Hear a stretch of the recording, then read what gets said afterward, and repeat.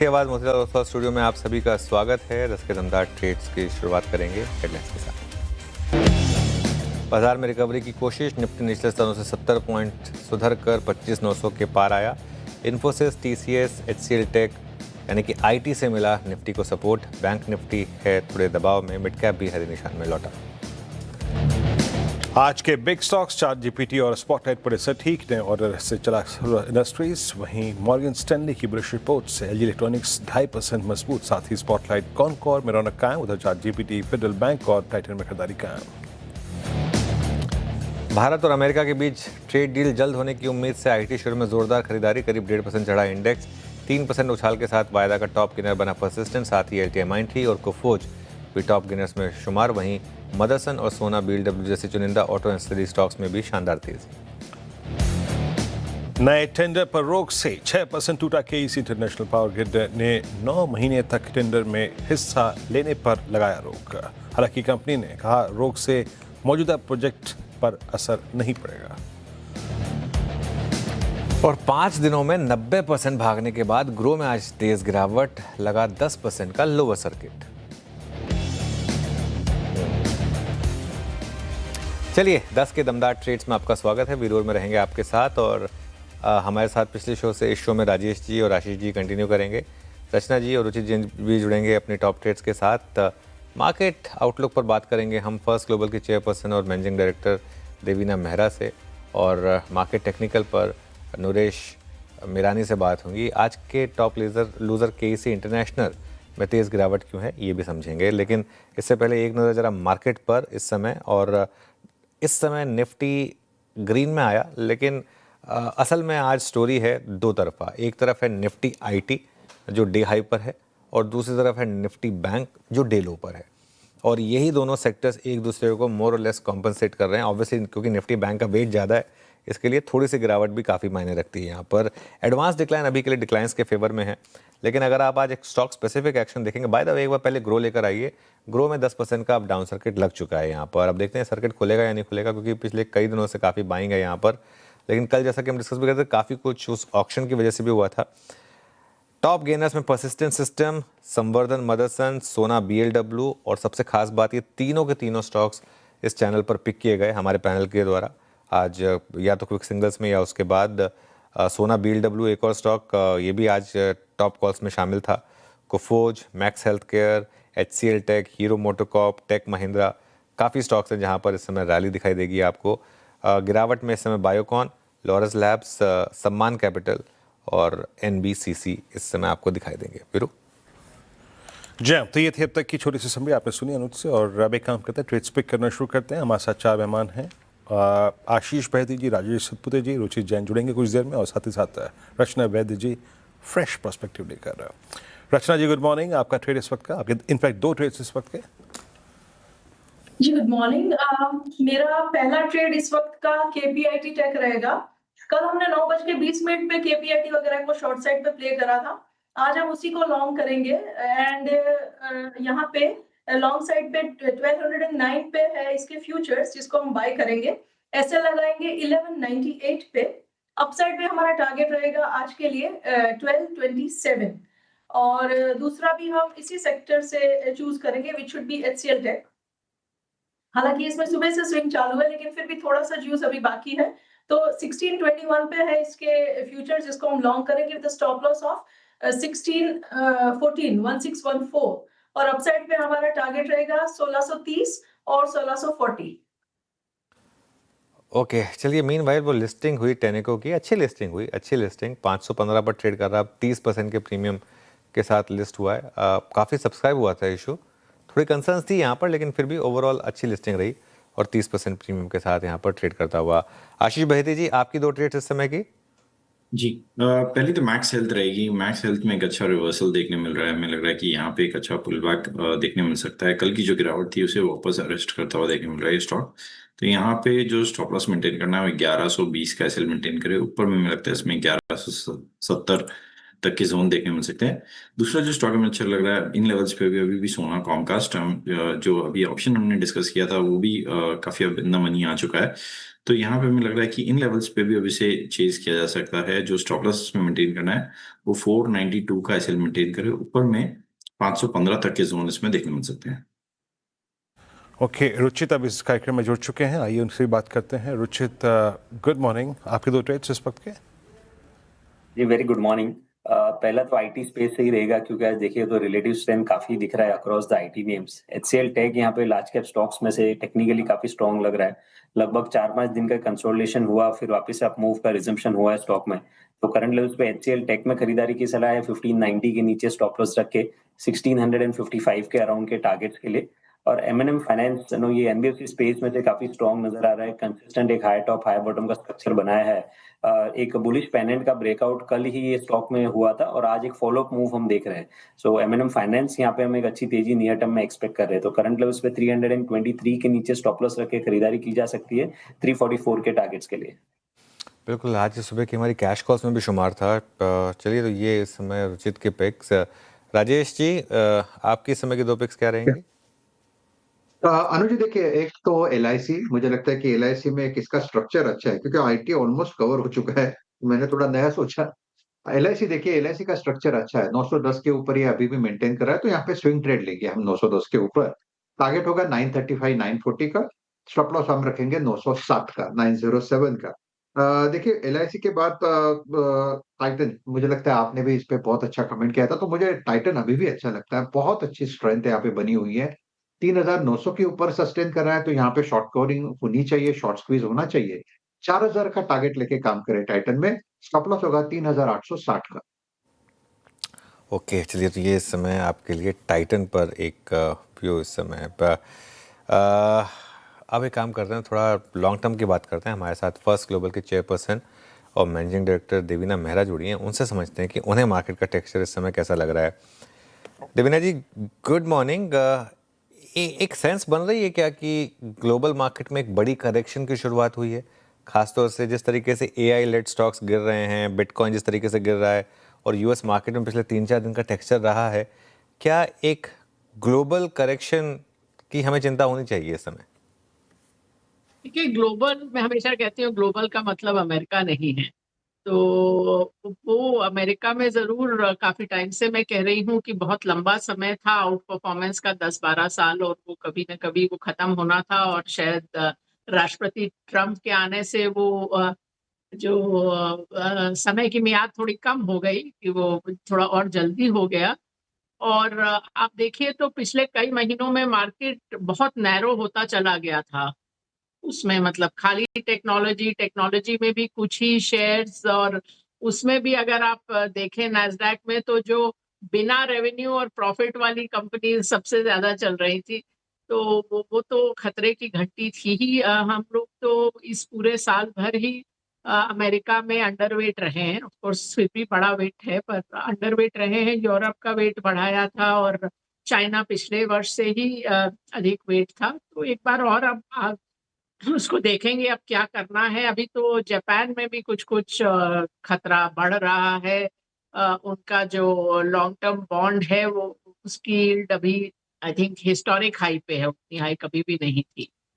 तो उसके कारण भी पूरा जो दुनिया का फाइनेंशियल सिस्टम है, उसमें कुछ ना कुछ तो चीजें बदलेंगी। जापान का अपना डेट बर्डन भी काफी है, और जापान काफी अमेरिकन बॉन्ड्स भी होल्ड करता है। तो वो थोड़ा सा, वो भी एक देखने वाली चीज है। उसमें थोड़ा और स्टडी कर रहे हैं।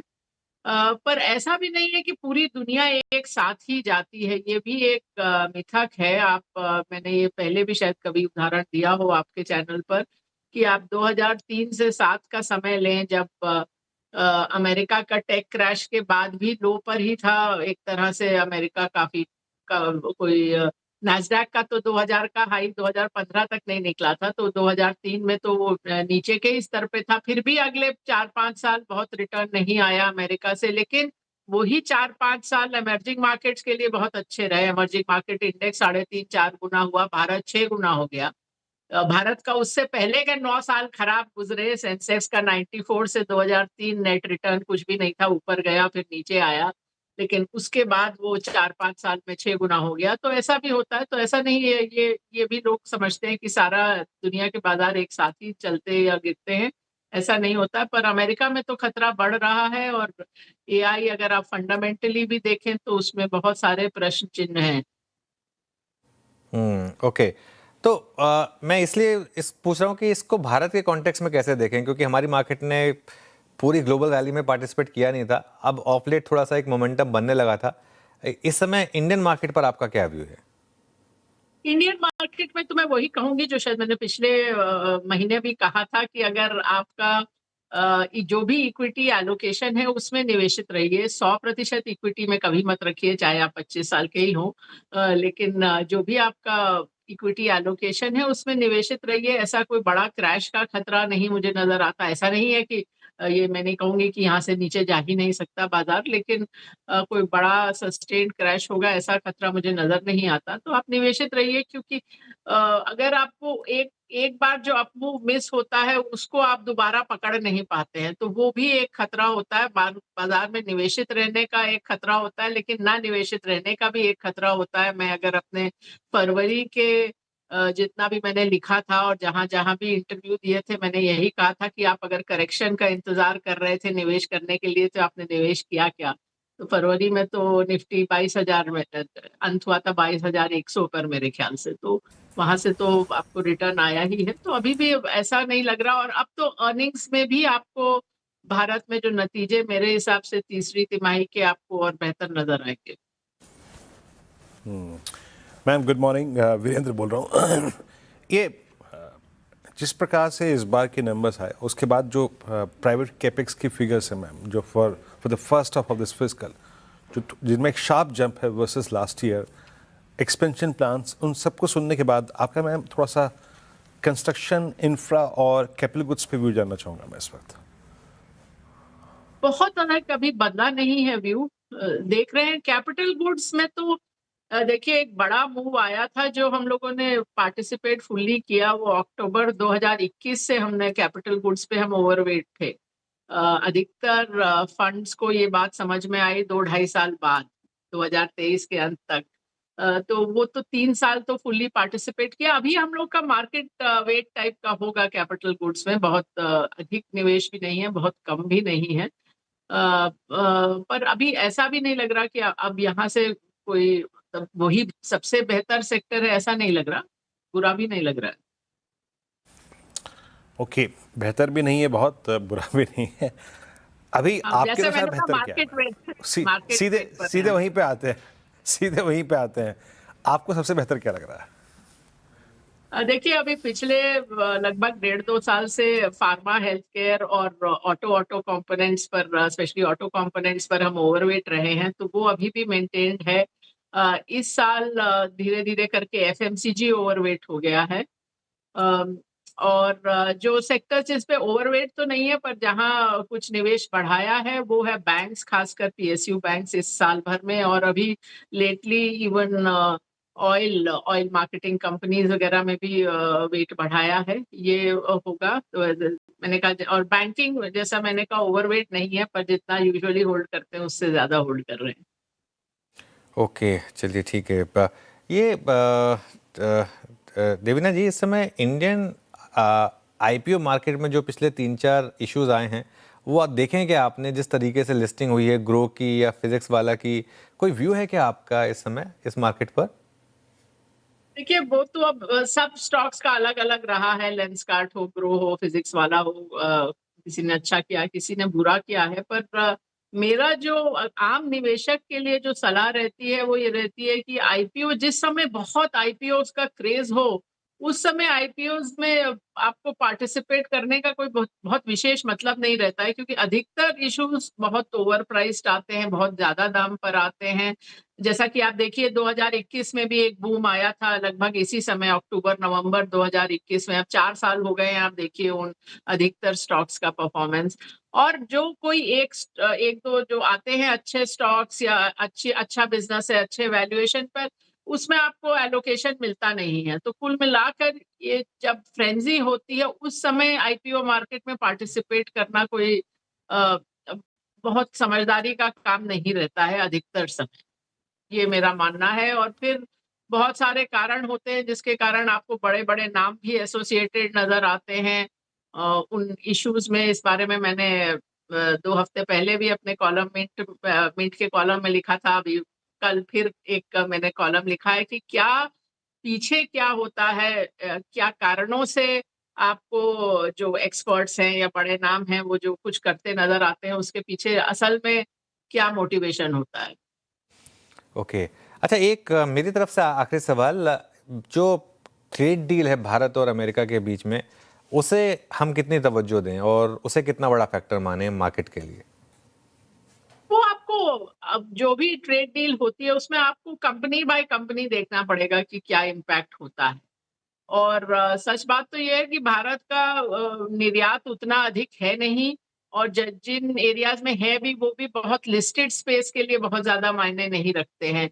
लिस्टेड स्पेस में जहां आपका एक्सपोर्ट होता है फार्मा, उसमें आप अधिकतर बड़ी कंपनियां जो अमेरिका में बेचती हैं उनका अमेरिका में प्लांट भी है, तो वो भी इतना डायरेक्टली उनको भी अफेक्ट नहीं हुआ था, उतना सीधा सीधा असर हुआ नहीं था। पर अगर मतलब यहाँ से टैरिफ कम होते हैं तो अच्छा ही है, मतलब ऑन द मार्जिन तो बाजार के लिए, अर्थव्यवस्था के लिए, रोजगार के लिए, सबके लिए अच्छा है। ओके, अच्छा मैम, एक एक एक शाखा, एक ब्रांच, एक स्पेस जो कि बहुत दिनों से शांत है और नंबर्स भी इस बात बहुत एनकरेजिंग नहीं रहे, दैट्स रियल स्टेट। अब ये पूरा सीक्वेंस है, रियल स्टेट हो गया, रियल स्टेट एंसिली हो गया, होम इम्प्रूवमेंट हो गया, HFCs हो गया। यहाँ पे आपका व्यू इन नंबर्स के बाद, इस क्वार्टरली नंबर्स के बाद? देखिए, हमारा निवेश था नहीं इस सेक्टर में, हमको ये काफी रिस्की सेक्टर लगता है। और फंडामेंटल्स के लिहाज से भी अब आपको जितना डेटा भी आ रहा है कि सेल्स कम हो रहे हैं, और दूसरा भी अगर आप किसी से भी बात करें, जो पेपर में दाम छपते हैं कि पर स्क्वायर फुट ये रेट है, जब कोई बेचने जाता है, मुझे तो आज तक कोई नहीं मिला जो उसके आसपास भी अपनी प्रॉपर्टी बेच सका हो। तो real estate as an investment, इसलिए मैं कभी किसी को सलाह देती नहीं हूँ। अपने आप के रहने के लिए घर लेना है वो अलग बात है, और रियल एस्टेट कंपनीज में भी हमारा निवेश तो है नहीं फिलहाल, तो इसलिए उतना ज्यादा हमको हमेशा से रिस्की एरिया लगा है। ओके, रियल एस्टेट में अभी शायद थोड़ा सा रिस्की है। सर, अच्छा, एक आखिरी सवाल फिर, कोई नई थीम्स आपने आइडेंटिफाई की हैं क्या देवीना जी, जहां पर आपको लग रहा है कि इस समय एक कोई आपने इन्वेस्टमेंट की हो फ्रेश, जिसके बारे में बता सकती हो आप, जो अच्छी लग रही हो आपको? जैसे मैंने बताया कि कुछ सेक्टर तो पिछले साल से ओवरवेट है, इस साल एफएमसीजी होते होते बढ़ गया है, अब ओवरवेट हो गया है। पीएसयू बैंक्स में एडिशन किया है, और सबसे हाल फिलहाल में ऑयल मार्केटिंग कंपनीज को उसमें निवेश बढ़ाया है। ऑल राइट, चलिए देवीना जी, बहुत बहुत शुक्रिया आज हमारे साथ जुड़ने के लिए और अपना कीमती समय हमें देने के लिए।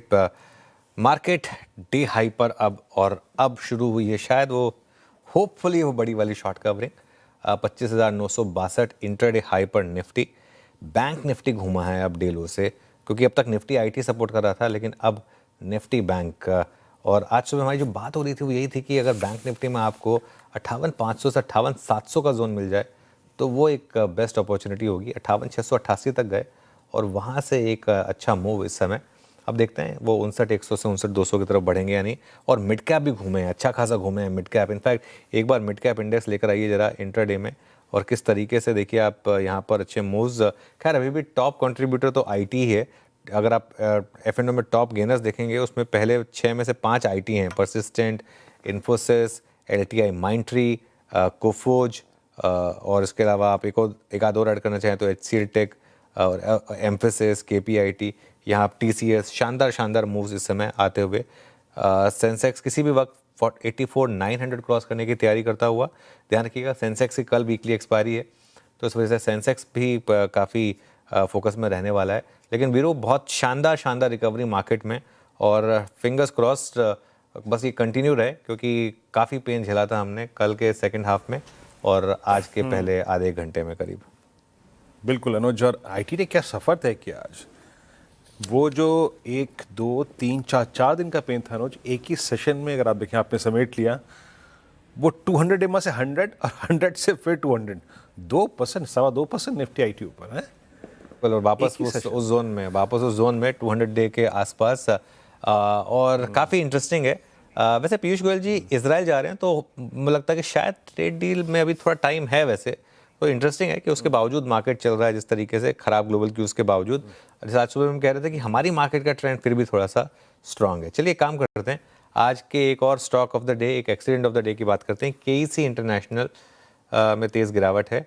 कंचन से समझते हैं कि क्यों ये स्टॉक आज 7% नीचे है। कंचन, गुड मॉर्निंग, बताइए। जी गुड मॉर्निंग।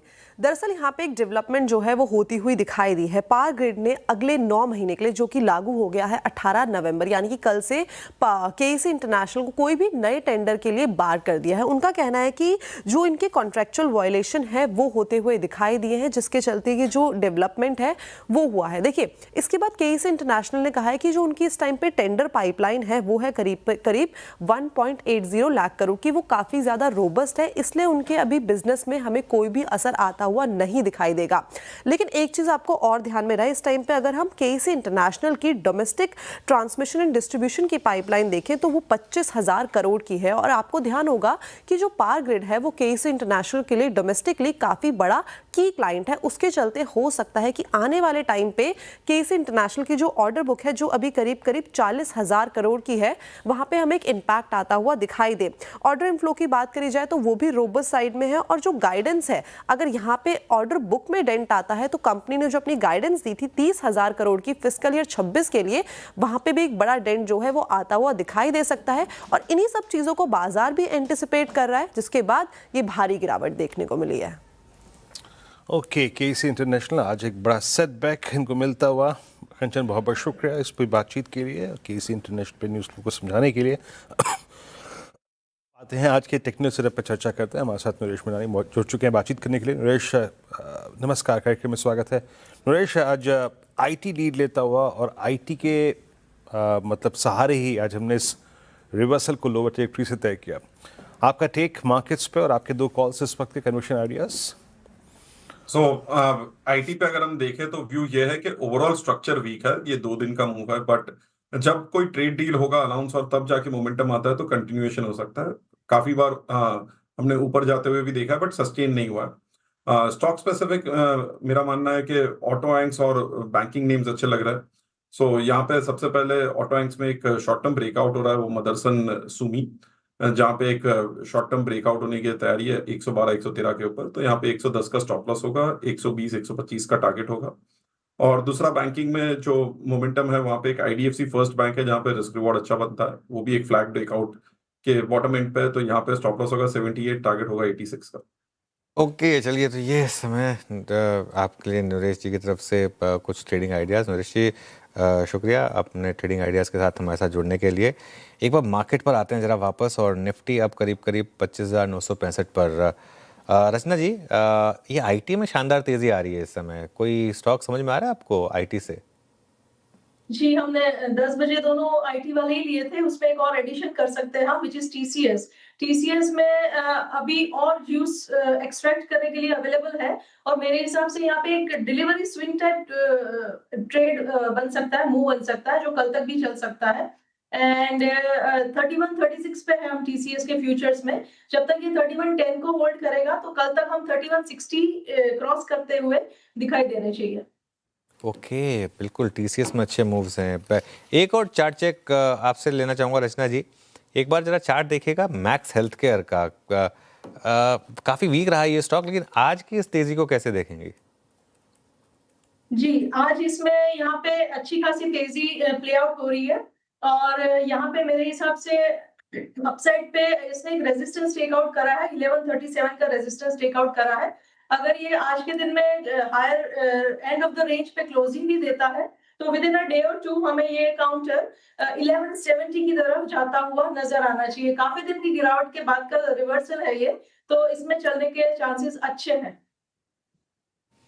ओके, चलिए फिर एक काम करते हैं, इस शो को यहीं समेटेंगे। रचना जी शुक्रिया, रुचित आपका भी बहुत बहुत शुक्रिया आज हमारे साथ जुड़ने के लिए। मार्केट अच्छा लग रहा है, लोअर लेवल से जब रिकवरी आती है तो फीलिंग अच्छी आती है, और एडवांस डिक्लाइन का एक बार लाइन लेकर आइए आप जरा, वो भी अब क्रिस क्रॉस करने की तैयारी कर रहा है। अभी भी डिक्लाइंस ज़्यादा हैं, लेकिन शायद अगले आधे घंटे में ये क्रॉस हो और संवर्धन मदरसन लेकर आइए एक बार ज़रा। आज आई थिंक हमने एकदम क्लीन पॉइंट पर उसका ब्रेकआउट स्पॉट किया था और वहाँ से 108 या 109 पर था उस समय, 109 के करीब था आई थिंक, 109 से शानदार मूव। और आई थिंक सुबह परसिस्टेंट सिस्टम्स ये एक ट्रेड थी क्विक सिंगल्स में। आई थिंक ये आई थिंक ये आशीष बहेती जी की पिक थी शायद सुबह सुबह खुलते ही, यहाँ पर भी अच्छा मोमेंटम है। खैर एनीवे इस शो को यहीं समेट रहे हैं और इसके बाद आपके सवालों के जवाब देने के लिए कंचन और श्रेय आपके लिए लेकर आएंगे ट्रेडर्स हॉटलाइन।